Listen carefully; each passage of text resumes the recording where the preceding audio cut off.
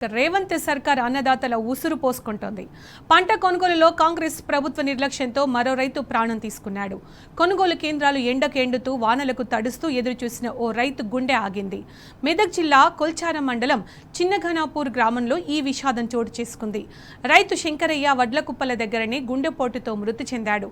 వారాల కొద్దీ ధాన్యం కొనుగోలు కోసం ఎదురు చూసిన శంకరయ్య కొనుగోలు కేంద్రంలోని కుప్పకూలాడు.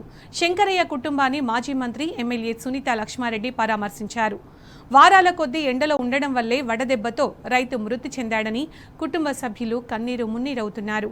రైతు శంకరయ్యను కాంగ్రెస్ ప్రభుత్వమే హత్య చేసిందని ఆగ్రహం వ్యక్తం చేశారు. కొనుగోలు కేంద్రాల్లో కనీస సౌకర్యాలు కల్పించకపోవడం వల్లే రైతులు మరణిస్తున్నారని మండిపడ్డారు సునీత లక్ష్మారెడ్డి.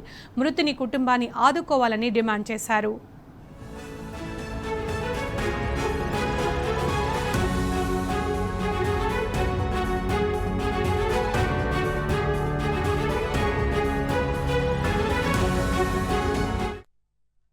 వస్తలేదని మన పెట్టుబడి కోసం తీసుకున్నటువంటి ఏదైతే అప్పు ఉందో ఆ అప్పులకు సంబంధించి కొంత ఒత్తిడి పెరుగుతుందని చెప్పేసి చుట్టుపక్కల ఉన్నటువంటి వాళ్ళతో మాట్లాడుతూ ఇంకా పోతలేవు మన ధాన్యం ఎట్లా పోతేయా లేదా అని చెప్పేసి బాధపడుతూ బెంగటిల్లి ఈరోజు కళ్ళం దగ్గరనే ప్రాణాలు కోల్పోవడం జరిగింది.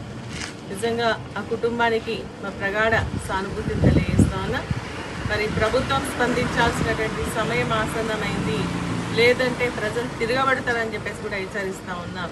గతంలో కేసీఆర్ గారి నాయకత్వంలో వరి కొనుగోలు కేంద్రాలను పెట్టి ఏ కళ్ళం ఉంటే ఆ కళ్ళంలోనే మరి కాంట పెట్టి రైతు ధాన్యాన్ని తీసుకొని వాళ్ళ ఖాతాల్లో డబ్బులు వేస్తే ఈరోజు ప్రభుత్వం ఎందుకు విఫలమవుతుంది?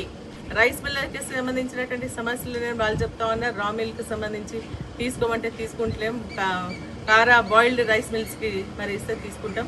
ఖరీఫ్లో మాకు 68 కిలోల బియ్యం పెట్టమంటారు, అది మనకు సాధ్యం కాదు అని చెప్తున్నారు.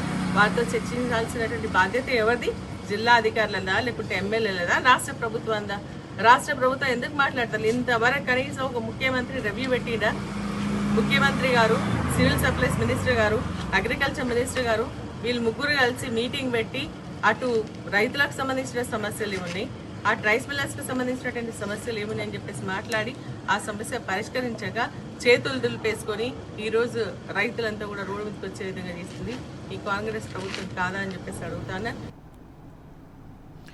దీనికి సంబంధించిన మరింత సమాచారం మా ప్రతినిధి రంగాచారి ద్వారా తెలుసుకుందాం. రంగాచారి, పంట కొనుగోలులో కాంగ్రెస్ ప్రభుత్వ నిర్లక్ష్యంతో మరో రైతు ప్రాణం బలైపోయింది.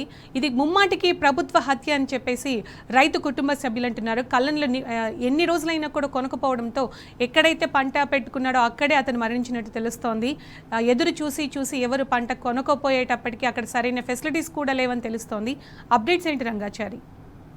Good morning Sunitha. ముఖ్యంగా ఈ రైతులకు సంబంధించిన ధాన్యాన్ని కొనుగోలు చేసే విషయంలో ప్రభుత్వం అవలంబిస్తున్నటువంటి నిర్లక్ష్య ధోరణి రైతులను బలి తీసుకుంటున్నటువంటి పరిస్థితి కనిపిస్తుంది. అందులో భాగంగానే ఈ ఒక ఉమ్మడి మెదక్ జిల్లాలోనే ఇప్పటి వరకు వారు 3 రైతులు వాళ్ళు చనిపోవడం జరిగింది. తాజాగా మెదక్ జిల్లా కొల్చారం మండలం చిన్నఘనపూర్ గ్రామానికి సంబంధించిన వెంకటాపురం శంకరయ్య అనే ఒక రైతు ఆయన ధాన్యం కొనుగోలు కేంద్రాల్లోనే వడదెబ్బ తాకి చనిపోయినటువంటి ఒక విషాదకరమైనటువంటి ఘటన నిన్న చోటు చేసుకున్నది. ఆ శంకరయ్య దాదాపు 25 రోజులుగా అక్కడ ఐకేపీ కేంద్రానికి ధాన్యం తీసుకువచ్చి ఆయన ఆ ధాన్యాన్ని అమ్మడం కోసం ఎదురు చూస్తున్నటువంటి పరిస్థితి ఉంది.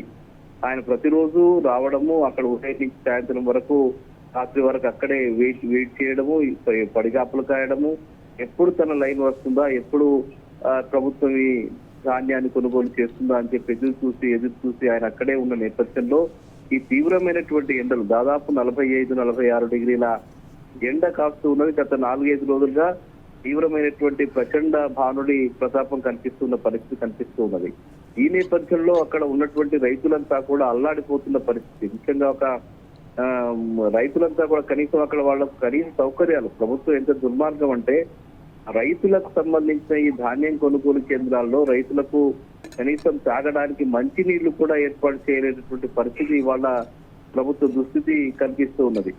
ఎక్కడ కూడా నేను చాలా ఈ మధ్య కాలంలో చాలా ఐకేపీ కేంద్రాలని, మార్కెట్ యార్డుల్ని మనం సందర్శించినప్పుడు రైతులకు అక్కడ మినిమం సౌకర్యాలు కనీసం వాళ్ళకి అందుబాటులో ఒక మంచినీళ్ళు ఇవ్వడము, చుట్టుపక్కల ఏదైనా వాళ్ళు తినడానికి అవసరమైనటువంటి ఏర్పాటు చేయడము ఇట్లాంటివి చేయాల్సిన బాధ్యత ప్రభుత్వానికి ఉంటుంది. కానీ ఏదో మొక్కుబడిగా ఐకేపీ కేంద్రాలు ప్రారంభించి వదిలేశారు తప్ప ఆ ధాన్యం కొనుగోలుకు సంబంధించిన విషయాల మీద పూర్తిగా ప్రభుత్వం విస్మరించిన నేపథ్యంలో ఈ తీవ్రమైనటువంటి ఒక సంక్షోభం, ఇది కొనుగోళ్లకు సంబంధించిన ఒక సంక్షోభంగా చెప్పుకోవచ్చు. ఈ సంక్షోభం ఏర్పడింది.